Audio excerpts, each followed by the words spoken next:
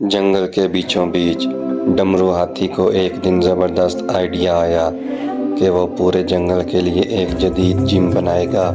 उसने चश्मा ठीक किया, खाका बनाया और फ़ौरन काम पर लग गया। गुलाबो तोता नारियल पानी पीते हुए हंसा।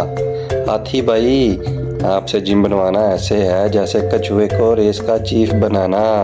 और चीकू बंदर तो प्लान देखते ही घबरा गया, क्योंकि उसे लग रहा था यह जिम कम और सर्कस का नक्शा ज़्यादा है। डमरू ने बांसों से झूला बनाया जो ज़राफ़े की गर्दन से लटक गया।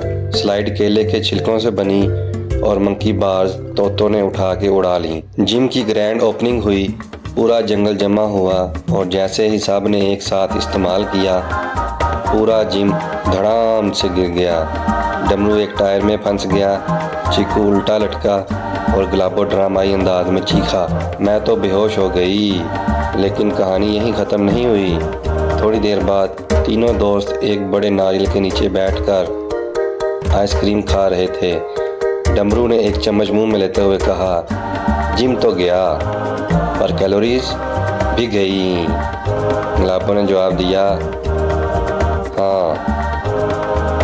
और चीकू ने कहके लगाकर हंसते हुए कहा, यही तो है हमारा फिटनेस प्लान 2.0।